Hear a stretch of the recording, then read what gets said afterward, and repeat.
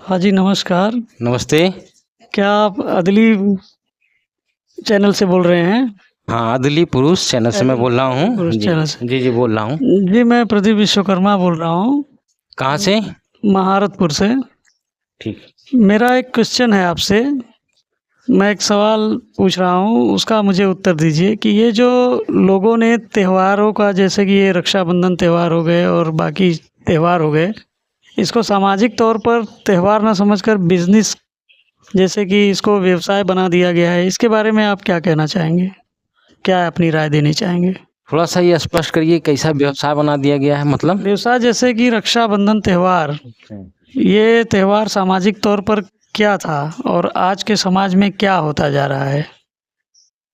कहने का मतलब पहले ये पवित्र रिश्ते के रूप में था और जो है कि बहन और भाई का एक पवित्र रिश्ता था और उससे लोग जुड़े थे दोनों भाई-बहन और उसको निभाते थे।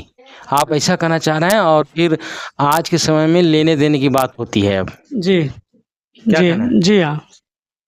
ऐसा है जो कि रीति-रिवाज हो गए जैसे और जैसे त्योहार-व्योहार की बात जो आप बता रहे हैं ना, जी, तो भैया यहाँ का जो सिस्टम है वो ऐसे है ही। ये अनादि काल से ऐसे ही चल रहा है। एक सिस्टम, एक नियम चलेगा तो फिर बदल जाएगा, फिर उसमें विकार आ जाएगा, फिर कुछ समय बाद फिर विकार आ जाएगा। कोई कितना भी यहाँ पर सुधार करेगा, एक टाइम तक चलता है फिर अलग हो जाता है। जैसे कोई चीज़ बहुत पवित्र रूप में मनाना शुरू किया लोगों ने, वो मनाया तो फिर उसमें लीन रहे, व्यतीत करते रहे, चलते रहे। बाद में धीरे-धीरे उसमें विकृति आ गई। विकृति आ गई, कोई और नियम लगा दिया उसमें, कुछ और अगर-मगर कर दिया। कोई कैसे मना रहा था तो फिर कहे ऐसे मनाओ अब, इसमें और ये डिज़ाइन लगा दो, ये सामान ला दो। जैसे आजकल पहले रक्षाबंधन कैसे शुरू हुआ आप जान ही रहे हैं। रक्षाबंधन कोई धार्मिक हमारा कोई इस तरह का विशेष कोई मतलब नहीं है उसका। इसलिए कि जो भाई-बहन का पवित्र रिश्ता है वो रक्षाबंधन से निर्धारित नहीं होता। रक्षाबंधन बाँधते रहो और भाई से लाख 2 लाख की इच्छा करो। आजकल बहन तो ये भी चाहती है। उनको पैसा चाहिए 100-200 जेब में डाल दो तब भैया बहुत नीक हैं, बहुत बढ़िया हैं। भाई रेयर केस में बहनें जो होती हैं 100 में से 2-4 ऐसी हो गई कि उनको किसी चीज़ की ज़रूरत नहीं। लेकिन आप हर जगह देख लो पैसे की बात रहती है। अब जा रहे हैं भैया आ गए हैं, रक्षाबंधन मैंने बांध दिया कुछ मिल जाएगा। जो रीति रिवाज है वो विकृत बन जाएगा। वो तो लेने देने वाली बात, स्वार्थ की बात है। यहाँ रिश्ते में भी ऐसे स्वार्थपरक लोग देखते हैं। बहन जो है जाकर भाई से पैसा उसको डिमांड करती है, मेरा ज़मीन हिस्सा उस्सा वगैरह सब मांगती हैं वो। तो भाई बहन का जो रिश्ता है ये जो है कब तक चलेगा? कुछ समय तक अच्छे से बना फिर बिगड़ जाएगा। फिर वो जो है कि डाउन स्तर पे गिर जाएगा, फिर मारा-मारी होगी, आपस में विवाद हो जाएगा उसी भाई-बहन में। तो रक्षाबंधन बाँध करके कोई लंबा जो है उसका शुभ लक्षण बना लेंगे, रिश्ता बना लेंगे, ये थोड़ी होता है। वो तो आपके ज्ञान के आधार पर होता है। जब आपको ज्ञान होगा, कंप्लीट ज्ञान होगा कि हम जो आत्माएँ आई हैं, एक ही प्रभु के बच्चे हैं और यहाँ पर आकर के हमारा दिमाग बुद्धि काल चलाता है, वो हमको विखंडित करता है। रिश्ते नाते बना रखा है, उसमें फँसा रखा है, फिर उसमें बिगाड़ता भी है वो। आपकी बुद्धि को घुमा देगा, आपको उल्टा समझ में आएगा आपको। आप रिश्ते नाते चला रहे हो, फिर आपके दिमाग में आएगा अरे ज़मीन ले लो, अपने भाई से हमारा हक बनता है। कानून अब बताओ वो जो है दिमाग सबकी घुमा रहा है तो सब अपना कानून फानून भी बना देते हैं। कभी लड़ने वाली बात करने करने लगते हैं तो उसके अंदर पावर है वो। यहाँ आपको फँसा रखा है वो। ये रिश्ते नाते आपको इसलिए चला रहा है, आप सामाजिक व्यवस्था ऐसे ही चलेगी। आप सुधारने की कोशिश करो नहीं सुधरेगा, सिर्फ़ इतना है यहाँ से निकल जाओ घर। आप समझ रहे हैं जो मैं कह रहा हूँ? जी। तो मेरा एक प्रश्न और है आपसे कि ये बताइए कि हमारे अंदर ऐसा क्या है जो हम अपना मानसिक संतुलन खो के अच्छे-बुरे की सोच भूल कर लड़ने पर उतारू हो जाते हैं, या फिर और किसी चीज़ को हमारे अंदर ऐसे क्यों अहंकार आ जाता है? जैसे किसी भी चीज़ का हम सही निर्णय न लेकर झगड़े पर उतारू हो जाते हैं, आपसी विवाद कर बैठते हैं। क्वेश्चन बहुत अच्छा। ये मेरे मन का क्वेश्चन था। आप बता रहे हो ना कि हम क्यों लड़ने झगड़ने लगते हैं। प्रेम से क्यों नहीं रहते? हमें जो है एक दूसरे के ऊपर दया करनी चाहिए, जी हमें किसी से झगड़ा नहीं करनी चाहिए, जी मधुर वाणी बोलनी चाहिए। मधुर वाणी बोलनी आपकी चाहिए। इच्छा यही है। जी, हमारे अंदर ऐसा क्या है जो हम अपना मानसिक संतुलन संयम नहीं रह पाते? ठीक है, मैं बता रहा हूँ। देखिए, जो जितने प्राणी हैं, मनुष्य ही नहीं, सभी, कुत्ता, बिल्ली, गधा, सूअर, जितने भी हैं, सब चिड़िया उड़िया, सबके अंदर ये बात है जो आप सोचते हैं। वो भी लड़ते झगड़ते हैं, वो भी ऐसे मारपीट करते हैं, वो भी प्यार से रहते हैं, सब होता है। होता क्या है कि जो हम हैं, जो अंदर हम आत्मा हैं, हमारा 16 गुण है। 16 गुण में खराब गुण नहीं होता, उसमें दया है, प्रेम है, करुणा है, प्रेम है, शांति है, आनंद है, विवेक है, क्षमा है, संतोष है। इस तरह से 16 गुण हमारा निजी है। तो वो गुण भी रहता है, तो उस गुण के कारण हम लोग ऐसा रहते हैं, संतोष भी दिखता है, क्षमा भी दिखता है। लेकिन जो हमारा गुण नहीं है, उसके अलावा भी हमारे अंदर डाला गया है। जी समझ रहे हैं क्या डाला गया है? मैं बता रहा हूँ। जी वो आपके अंदर डाला क्या गया है? मन, बुद्धि, अहंकार। ये आपका नहीं है, आपके अंदर उसी तरह डाला गया है जैसे रोबोट, मशीन जैसा चीज डाल दो आपके अंदर, आपकी आत्मा के साथ बांध दो। तो इस तरह से मन डाला गया, बुद्धि, अहंकार, ये काल ब्रह्म ने डाला है, ये गीता में लिखा। तो जो ये हमारी जो 16 गुण है, उसके अलावा हमारे अंदर और जो गुण आता है वो बाहर से डाला गया है। वो हमारा नहीं है, वो परमात्मा का नहीं है, वो काल ब्रह्म ने, ये काल भगवान ने, यहाँ का जो प्रभु बना है 21 ब्रह्मांड का, उसने डाला है। हाँ, तो काल भगवान ने कौन सा गुण डाला है आपके अंदर? 3 गुण, सतगुण, रजगुण, तमगुण। इसको कहते हैं त्रिगुणी माया। तो ये त्रिगुणी माया है, ये त्रिगुणी माया आपके अंदर है, वो काल भगवान ने डाला, हमारा नहीं है। त्रिगुणी माया के अलावा और क्या डाला है उसने? मन, बुद्धि, अहंकार। तो जो बुद्धि है और ये अहंकार है, समय से अहंकार भी आ जाएगा आपको। और उसके बाद तमगुण आएगा तो क्रोध आएगा, गुस्सा आएगा, लड़ जाओगे। सतगुण आएगा तो बड़े आप सतोगुणी हो जाओगे, सच्चे हो जाओगे, मोह ममता बढ़ जाएगी, पालन पोषण करने की इच्छा होगी, घर परिवार की इच्छा होगी।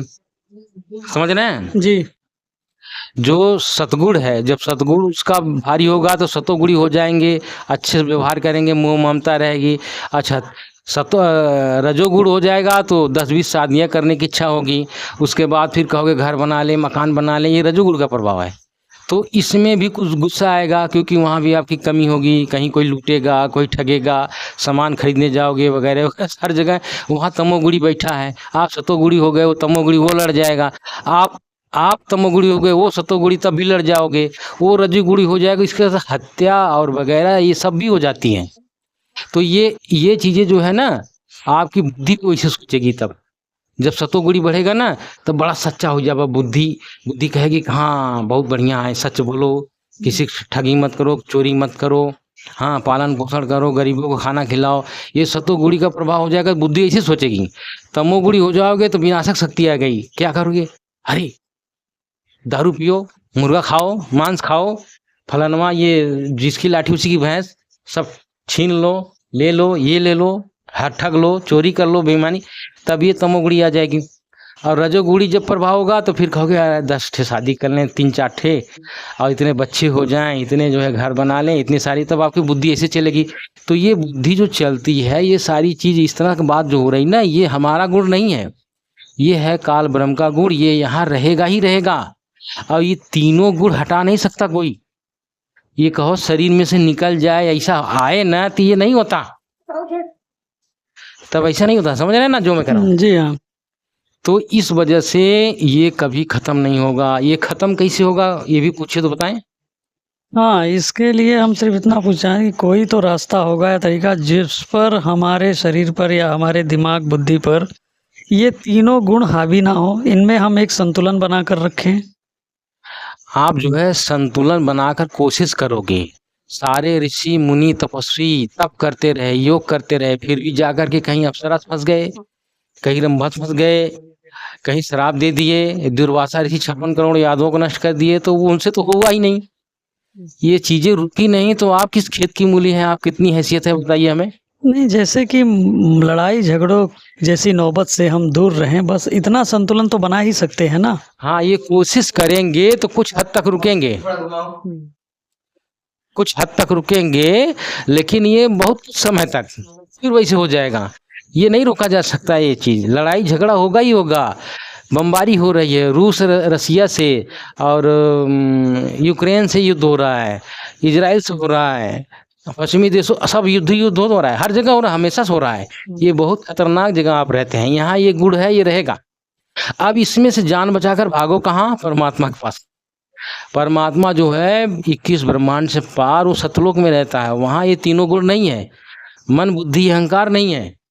वहाँ चले जाओ, अपना निजी आत्मा जाएगी, ये छूट जाएगा, मन बुद्धि अहंकार इंद्रियां सब यहीं छूट जाएंगी। तो आप छोड़ोगे तब। अब इसके लिए क्या है? पूर्ण ब्रह्म की भक्ति करो, क्योंकि काल बहुत बड़ी शक्ति है, उसके आगे हम कुछ नहीं चलेगा हमारा। जब उससे भी बड़ी शक्ति लगेगी तब आपका छूटेगा। उससे बड़ी शक्ति वो पूर्ण ब्रह्म कबीर देव हैं। अगर उनकी भक्ति करते हो, उनसे नाम दीक्षा लेकर उनकी भक्ति करते हो, तो इसके जो तीनों गुण हैं इसका प्रभाव न्यून हो जाएगा, बहुत कम हो जाएगा। अब आपका जीवन सुखमय हो जाएगा। उसके बाद आप आराम से घर चले जाओगे और यहीं छूट जाएगा तीनों गुण, और इसके बाद हटा नहीं सकते इसको। ये गुण कोई नहीं हटा पाया, ये रहेगा ही रहेगा। ब्रह्मा जी में भी गुण है, रजगुण है। सतगुण जो है विष्णु जी में है, तम गुण जो है शिव जी में है। वो खुद ही नहीं हटा पाते, उनके अंदर से ऑटोमेटिक सबके ऊपर पड़ता है। वो रोकना चाहे नहीं रोक सकते, नहीं रुकेगा। और एक दूसरे से प्रभावित भी होते हैं, वो एक दूसरे से लड़ाई भी कर लिए। एक बार ब्रह्मा जी और विष्णु जी में लड़ाई क्यों हुई? क्योंकि वो थे रजोगुणी, वो थे सतोगुणी। तो ये रजोगुण और सतोगुण का एक दूसरे पर प्रभाव पड़ जाता है, ये सब हो जाता है, समझ रहे हैं? तब पूर्ण ब्रह्म परमेश्वर कबीर से आपकी भक्ति करिए। वो अगर उनकी शरण में जाना है तो संत रामपाल जी महाराज के अलावा कोई रास्ता नहीं है, न तो किसी के पास वो रास्ता है, न कोई जानता है। ये आपके द्वारा ये समझ में आया हमारे, जैसा कि आपने हमें समझाया कि एक भक्ति मार्ग है जो इसका रास्ता है। कौन से शरण में आप कभी संत रामपाल जी महाराज जी का सुने हैं सत्संग वत्संग? जी हाँ, थोड़ा बहुत सुना है उनके बारे में मैंने, उनका सत्संग भी मैंने देखा हुआ है। तो किस बात की गलती करते हैं आप, पूरा क्यों नहीं सुनते हैं? ये पूरा जैसे कि हम इसलिए चाहें कि उनके हमें थोड़ा समय का अवकाश हो जाता है, इसलिए हम पूरा कर नहीं पाए उनका। और जैसा कि हम समय नहीं निकाल पाए उनके लिए। समय निकालिए, नहीं तो लाइफ यहीं पर खत्म हो जाएगी, यहीं तक नहीं छोड़ता ये आपको। इन झगड़ों झंझटों में रिश्ते नातों सबको फंसा रखेगा और छीन भी लेगा। ये बात मत सोचिए कि भाई बहन है और फिर हमारा माँ है वो रहेगी, समय के लिए छीन लेगा वो, बहुत खतरनाक है। जी हाँ, समझ रहे ना?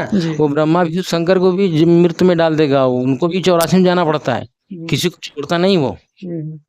और उसकी मजबूरी भी है, वो कर भी नहीं सकता शांति स्थापना, क्योंकि उसके पास कोई मसाला ही नहीं शांति वाला, समझे ना? जी। उसके बाद सदगुण रजगुण तमगुण है, 5 तत्व है, इसी से वो सृष्टि बनाएगा ही बनाएगा। और उसके बाद है क्या जो बनाएगा? जी बिल्कुल। तो काम करेगा ही करेगा और चलेगा ही चलेगा, वो चाहो और कर देगा। शांति ऐसा नहीं हो सकता। ठीक है, ठीक है सत साहब।